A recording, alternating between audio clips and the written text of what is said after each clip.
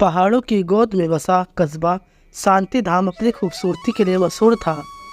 यही रहती थी दादी जानकी, जिन्हें सब प्यार से चाय वाली दादी कहते थे। उनकी छोटी सी चाय की दुकान सुबह से शाम तक गुलजार रहती थी। पर चाय वाली दादी सिर्फ चाय ही नहीं देती थी, वो जिंदगी की राह दिखाती थी। दादी जानकी कभी पढ़ी लिखी नहीं थी। उनकी कहानी भी उतनी ही साधारण थी जितनी उनकी चाय। बचपन में शादी, फिर पति का सहायक होना और अकेले बेटे की परवरिश करना।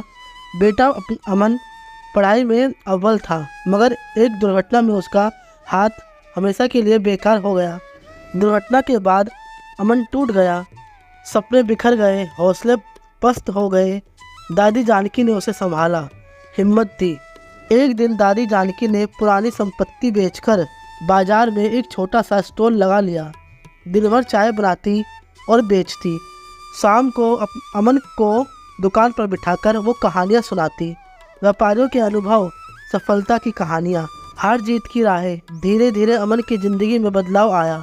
दुकान पर बैठकर वो लोगों को बातचीत करते देखता, उनके सपनों को सुनता, खुद भी सोचता क्या वह भी कुछ कर सकता है। एक दिन उसने दादी जानकी से पूछा, दादी मैं भी कुछ करना चाहता हूँ, पर एक हाथ से क्या कर पाऊँगा।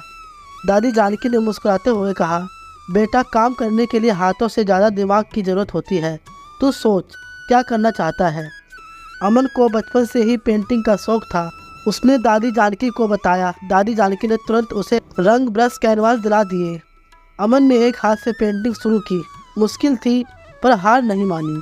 उसकी पेंटिंग में पहाड़ों की खूबसूरती, बाजार की रौनक, चाय की दुकान पर बैठे लोग, सब कुछ जीवित हो उठता था। कुछ ही समय में अमन की पेंटिंग पूरे सब कस्बे में चर्चा का विषय बन गई। सैलानी उनकी पेंटिंग खरीदने लगे। धीरे धीरे अमन एक नामी पेंटर बन गया। उसकी पेंटिंग्स प्रदर्शनियों में सजने लगी।